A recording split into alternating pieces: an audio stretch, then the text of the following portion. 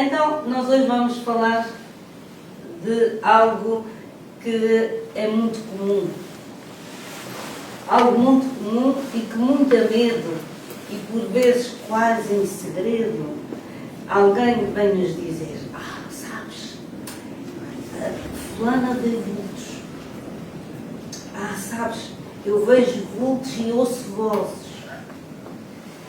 E não sei o que é que eu vou fazer. Será que por causa disso eu sou médium? E são tudo uma série de coisas. Ou então, outra pessoa que a gente quase sempre tem um amigo, aquele amigo que a gente diz que é o amigo que não diz nada a ninguém, que ele vai dizer ao outro muito amigo, e ao outro muito amigo, e depois todos os amigos sabem, não é? Depois vem um amigo, vem um ter connosco e diz assim: sabes, não seja ninguém, mas fulano ou fulana ouve vozes. Mas olha, ela não quer que ninguém saiba, que é para não se chamarem maluca. E por aí adiante. A verdade é que nós, quem é que já não ouviu isto? A verdade é que este tema, desde a antiguidade aos nossos dias, foi e ainda é um assunto, é um assunto normal, mas sempre foi e ainda é um assunto que faz parte das nossas vidas, mas que não se fala abertamente disso. Porquê? Por ideias e preconceitos que agora não importa mencionar aqui, que quase sempre estes casos eram e são omitidos. E as pessoas tinham muito tal receio de serem apelidadas ou de bruxas, ou de loucos, ou tudo isso. Portanto, se não houvesse todo este, vou chamar tabu, ou preconceito à volta disso, se calhar muitas mais pessoas sofreriam muito menos situações destas e teriam uma outra saúde. Mas isso já lá vamos mais à frente. Em relação, vamos pegar no título, e em relação a ver vultos e a ouvir vozes, que é o título da nossa reflexão de hoje, nem sempre ouvir vozes e ver vultos significa que somos médiuns. Nem sempre. Podem, de facto, ser situações espirituais e ou psicológicas. Agora, se quem passa por este tipo de situações acredita na mediunidade e sente que tem uma sensibilidade maior para captar presenças espirituais, é importante que procure orientação em centros espíritas idóneos e experientes do assunto. Por outro lado, se essas experiências, se elas causam medo, se causam angústia, se interferem no dia a dia, a pessoa deve conversar com um profissional da saúde mental para entender melhor o que é que está a acontecer. Ter atenção à frequência com que se sente essas presenças, como é que elas, se essas presenças afetam ou não afetam. Portanto, ter atenção a esses valores. Eu vou falar-vos aqui de duas crianças médiuns. Uma delas nasceu em 1910 e desde pequeno que ele contava como via os espíritos e ouvia as vozes. Inicialmente a família pensou que ele sofria de algum problema mental. Era uma criança com problemas mentais, no entender da família. Era conhecido por ver vultos, receber mensagens de espíritos desencarnados. Aos 17 anos ele começou a dedicar-se ao espiritismo. E com o tempo perceberam as pessoas que o rodeavam e a família que as suas experiências eram consistentes e estavam exatamente de acordo com a mediunidade, com aquilo que a mediunidade encerra. E ele sempre dizia que a sua missão era servir ao próximo e levar consolo às pessoas por meio de mensagens espirituais. E assim foi até ao fim dos seus dias. Ele desencarnou morreu, como habitualmente dizemos, em 2002, com 92 anos. Eu falo-vos de Chico Xavier.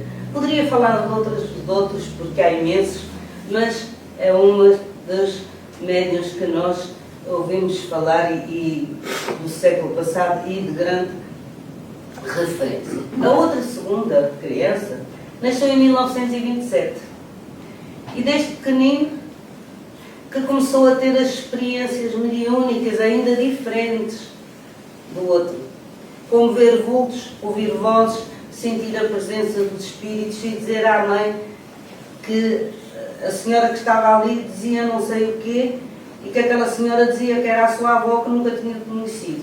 Portanto, isto aos 4 anos de idade, por exemplo. No início, aquelas percepções causavam-lhe medo e confusão, mas com o tempo ele foi compreendendo a sua missão. Na juventude, sofreu bastante com algumas experiências e chegou a ser levado a médicos e religiosos de todo o tipo para resolverem o problema da mediunidade, porque chamavam que era loucura e a família acreditava também que isso era um problema. Ao conhecer o Espiritismo, ele encontrou, como Chico Xavier, a explicação para tudo aquilo que lhe acontecia e resolveu desenvolver a sua mediunidade de forma séria e disciplinada, que é o que o Espiritismo nos aconselha. E até aos dias de hoje, e em maio deste ano, ele fará 98 anos. E aí está no ativo. Eu falo-vos do Divaldo Franco, que muitos de nós aqui tivemos e temos o gosto de ter conhecido pessoalmente. Isto só para vocês verem que são duas pessoas da atualidade, um ainda está encarnado, o outro já desencarnou, mas como estes nossos irmãos que são conhecidos, quantos há assim e houve toda a vida no anonimato? Imensos, e há por todo o lado e todos os dias. O que é que vocês acham? Depois de a gente ouvir estas duas coisas, será que todo o mundo, toda a gente tem mediunidade? Acham que sim? Ou que a mediunidade é um privilégio? Eu sempre ouvi falar que todo mundo é médium. Ora, muito bem. É a mediunidade residual. Residual. Pelo menos essa que todos temos. Exato. Isso mesmo. Portanto, no capítulo 17 do livro dos médiuns, Kardec explica que a mediunidade pode-se manifestar, e isto é muito importante termos em atenção, pode-se manifestar nas crianças, nos idosos, nos homens e mulheres, seja qual for o grau de desenvolvimento intelectual, moral, porque a mediunidade ela não constitui nenhum privilégio, nem nenhuma exclusividade para ninguém. Portanto, mediunidade é mediunidade, ponto. Então, como disse muito bem, Kardec diz-nos que todos nós temos mediunidade. Então, toda a pessoa, segundo a doutrina espírita, segundo o que diz Kardec, toda a pessoa que sente num grau qualquer a influência dos espíritos é considerada médium. Mas é importante ressaltar que a mediunidade não é nem uma brincadeira, nem um tal talento, como muita gente pensa, e do ponto de vista espírita, não se deve, a gente tudo pode, mas há coisas que não devemos, tornar uma profissão. E nós sabemos que o há e muito. O problema de quem a exerce. Mas não se deve tornar uma profissão porque o seu verdadeiro objetivo é o de servir de instrumento na propagação do bem, do amor, da ajuda, do consolo, da divulgação das leis divinas que governam o universo. É esse o propósito de nós virmos como médium. A mediunidade não vem como muita gente, médium sofre muito. Isso é outra questão. A mediunidade não vem para nos criar embaraços nenhuns, nem para nos desequilibrar, como muita gente pensa. Há pessoas que dizem, mas ela desequilibra. Não é a mediunidade que desequilibra. Nós é que podemos ser desequilibrados e não aprendermos e não trabalharmos no sentido de nos equilibrarmos. Não? Pelo contrário, portanto, a mediunidade é uma ferramenta. É uma ferramenta de trabalho. Quando nós preparamos a nossa reencarnação, e aí, na nossa vinda, nós podemos contar com a ajuda, e contamos sempre com a ajuda dos nossos anjos guardiões, de algum familiar querido, ou no plano espiritual, ou de alguém que realiza a nossa reencarnação. A mediunidade vai vir connosco. Ela vai vir connosco. Faz parte de nós. Não é uma coisa que eu resolva que agora resolvi que nunca sou médium, vou ser médium. Não é assim. Ela vem connosco. Ela vai estar no nosso currículo, no nosso plano de voo, porque na reencarnação nós precisamos de facto de um plano de voo para nos darmos bem e como tal, o que é aconselhável nos planos de voo? Segui-los bem, que é porque tudo corra bem, não é? Portanto, é esse o objetivo. Quando as pessoas dizem assim, isto é um mundo terrível, a gente veio para sofrer. Não, ninguém veio para sofrer. Nós viemos com um plano de voo, nós viemos com um currículo, viemos com uma situação, então vamos trabalhar a nossa vida do melhor que pudermos. Então, reforçando, a mediunidade é uma tarefa a mais. É um instrumento a mais de que o médium vai dispor para lidar com o quê? Com as suas próprias imperfeições. Essa é outra. Aquele é médium, é muito bom. Ele, coitado, ele ou ela tem imperfeições que chegam. Ao mesmo tempo que também vamos colaborar com alguém que está ao nosso lado. E vocês podem estar a pensar assim, então, mas e agora como é que a gente sabe se aquelas vozes são mediunidade, não são mediunidade, como é que é? É possível compreender se as vozes e os vultos que a pessoa ouve estão ligadas à mediunidade ou a um quadro psicológico, como as psicoses, por exemplo. Há alguns aspectos que podem ajudar a diferenciar-se, só que a diferença é de facto muito sutil. E só os profissionais é que poderão, mesmo assim às vezes também há alguns equívocos, porque é tão parecido a situação, mas eu vou só mostrar-vos aqui 2 ou 3 aspectos que podem revelar ser mediunidade e o que é que poderá ser outra questão. Por exemplo, a nível de mediunidade, normalmente, por exemplo, de inícios e tudo isso, acontece em estados de tranquilidade, concentração. Vocês nunca viram alguém dizer assim, eu costumo meditar, quando eu estou a começar a adormecer, portanto, por exemplo, no momento de uma prece, ou então antes de dormir, naquela fase que a gente está nem lá nem cá e a gente parece que há aqui qualquer coisa. Portanto, as mensagens, por exemplo, há alguém que escreve e que recebe uma mensagem, as mensagens recebidas costumam ter um sentido mais ou menos lógico, coerente, e muitas vezes até transmitem algo de conforto. Tudo o que forem coisas esdrúxulas temos que desconfiar. Coisas pouco claras. Geralmente o médium mantém também a consciência e o controle sobre as suas ações. E o desenvolvimento mediúnico pode ser aprimorado com estudo e prática dentro de uma doutrina, da doutrina espírita. Porque lá está, como todos dizíamos no início, mediunidade nós temos em estado latente, mas para que ela, raros, são os médiuns, até nem sei se usar, que não necessitem de trabalhá-la, porque nós precisamos sempre de trabalhá-la, de estudar, de aprender, que seja em grupo, que não seja a pessoa não esteja só, tudo isso faz parte. Nos casos de psicose ou de transtornos mentais, eu não me vou alargar muito sobre isto, apenas li alguma coisa sobre a psicologia, mas há alguns indícios. Por exemplo, pode haver diz a psicologia e a psiquiatria, portanto nas duas partes, que podem haver sintomas associados como paranoia, desorientação, alterações de humor intensas e dificuldades em distinguir o que é real e o que é que não é. Portanto, isso é. Histórico de familiares com transtornos mentais também pode ser um fator de risco. E os tratamentos podem envolver acompanhamento psicológico ou psiquiátrico e há em alguns casos medicação. Enquanto que na mediunidade não precisa de nada disso. Se bem que há médiuns que também precisam de tomar medicações. Também isso acontece.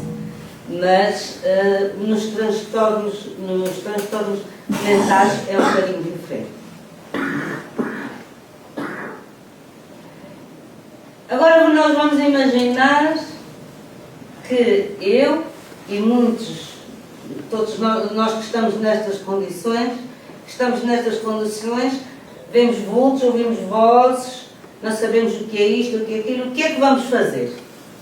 Para a gente orientar, o que é que a gente vai seguir? Uma ideia, Carla.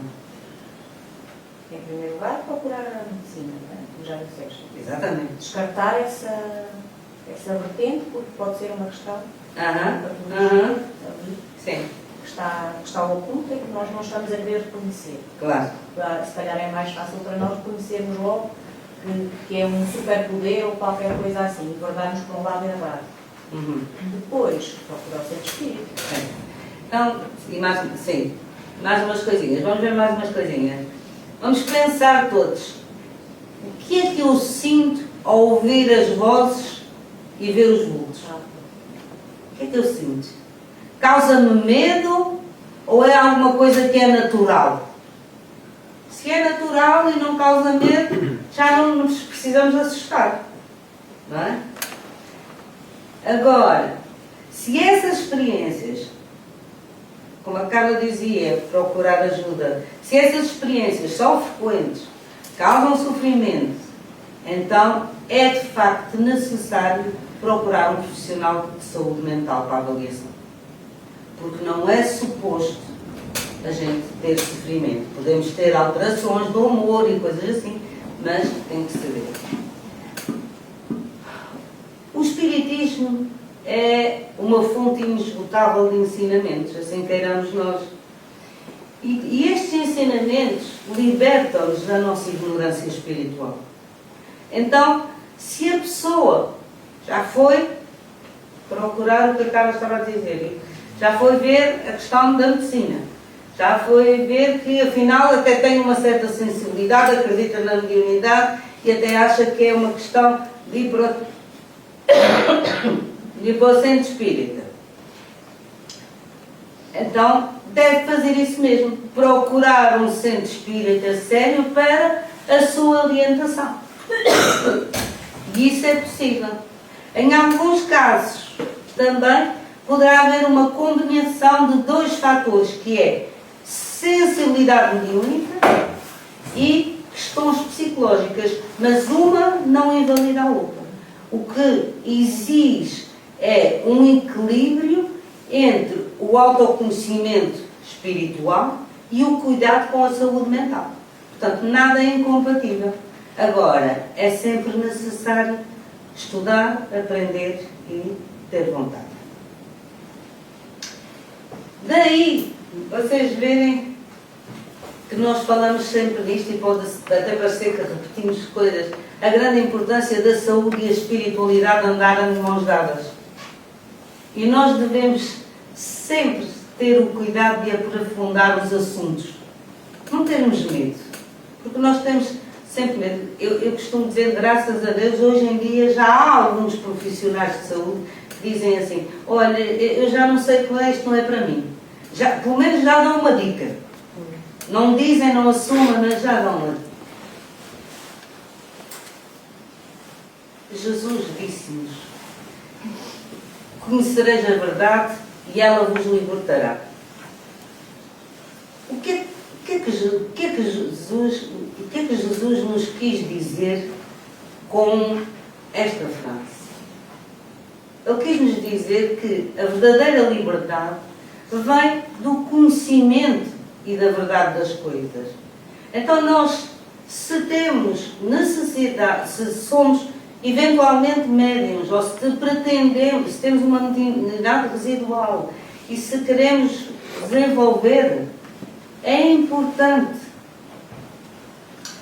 haver conhecimento, vontade e, como nos diz o Espírito Erasto, no livro dos médiuns, na mediunidade é muito importante a união entre o cérebro e o coração. Cérebro e coração.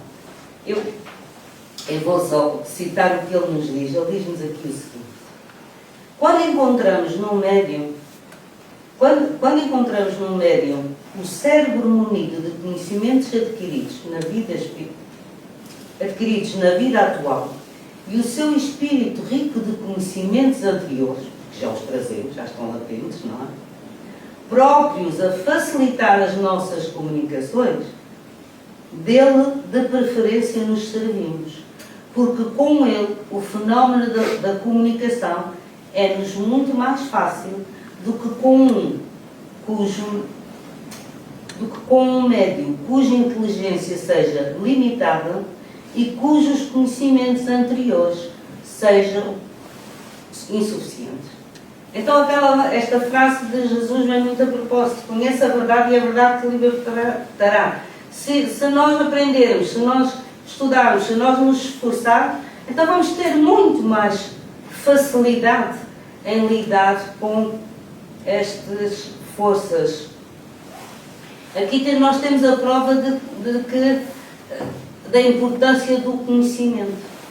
Até porque todos nós, quem é que não anseia, por exemplo, dizer, o que eu gostava era de, numa reunião, ter comunicação com espíritos superiores.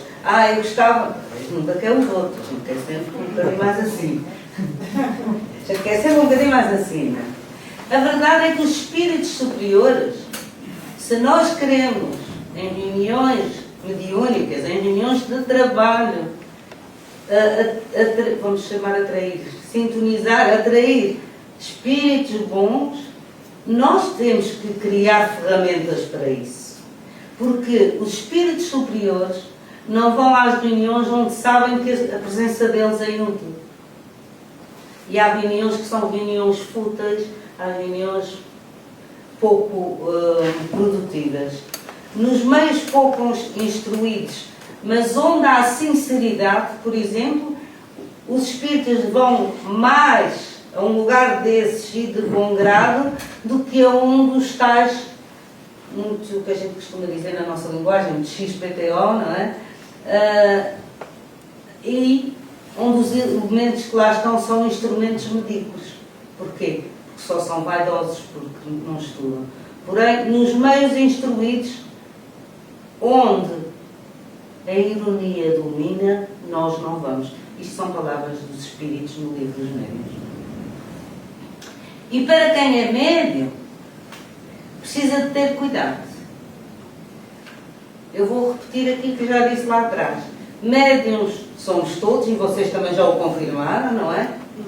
Médium é quem faz a mediação entre os dois planos, plano espiritual e plano físico, e só isso. Quem é médium não tem nenhuma grande vantagem. É preciso mentalizarmos nisso. Nem que seja muito evoluído, porque nós normalmente somos mais evoluídos intelectualmente do que moralmente. Nada disso. Aliás, a mediunidade está espalhada por toda a parte. Em todo o lado. Para que a mediunidade está espalhada por todo o lado? Para que em toda a parte se saiba que ela existe e para que ela seja útil em todas as camadas sociais. Não só para espíritas, mas para todos. Agora, o uso que se lhe der vai ser da responsabilidade de cada um. O que acontece muitas vezes nos centros, também, e daí eu dizer os médiuns cuidado, acontece muitas vezes nos centros. A gente felizmente só temos cá este, portanto não temos muito. por onde comparar, o que acontece muitas vezes é que só porque uma pessoa disse ao médium que, por exemplo, se sentiu muito bem com o passe dele, ele, médium, começa a achar-se o dono do bocado. Começa a envaidecer-se. E aí vem a vaidade. E há aquelas pessoas que depois começam a achar que querem ir só para ali. Não, médium é médium, ponto. Um transmite uma determinada energia, outro transmite outra, mas todos temos a mesma finalidade.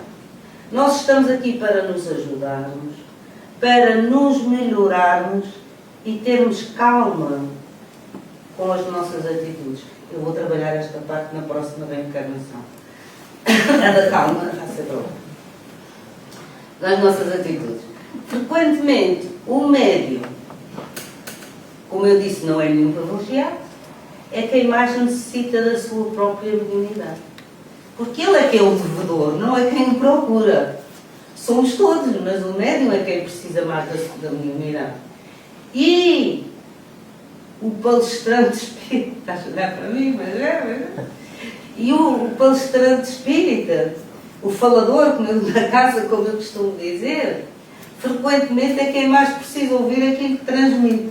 Portanto, essa também é outra coisa. Que ninguém pense que nós que estamos aqui a pôr discurso, que somos uns... Não somos nada, uns supra-sumos, somos uns endividados, uns endividados também. Então, vamos ter calma, pensar nestas situações, não ter medos e vamos ouvir aquilo que dizemos. Eu falo por mim, a maior parte das vezes a gente nem ouve aquilo que diz, a gente diz e já disse. Vocês nunca ouviram aquele ditado que diz: o ouvido que ouve melhor é o que está mais perto da minha boca? Portanto, então vamos ouvir e vamos aprender a melhorar as nossas vidas. Qual o ouvido? Com este? O ouvido melhor que está mais perto. Vamos ver. Então, esta é a dica, não só para os médiuns, mas para todos nós. E independentemente de, para terminar, independentemente de sermos médiuns ou não, é fundamental frequentarmos o grupo de estudos espíritas e encararmos o universo da mediunidade sem tabus, sem pressão, sem peso e sem medos. Não é preciso. Nós só temos a ganhar com o conhecimento. Com o conhecimento nós vamos também ajudar a proteger-nos de determinadas coisas. Portanto, vale a pena conhecer e estudar o Espiritismo simples. E, por fim, gostaria de dizer para quem é médium, o nosso desejo é que exerça esse instrumento da melhor maneira que puder, porque a mediunidade distingue-se pelo bem que se espalha, não é nada, é só. Somos todos médiuns, somos todos irmãos, somos todos filhos de Deus e, portanto, tudo está ao nosso alcance. Uns de uma maneira e outros de outra.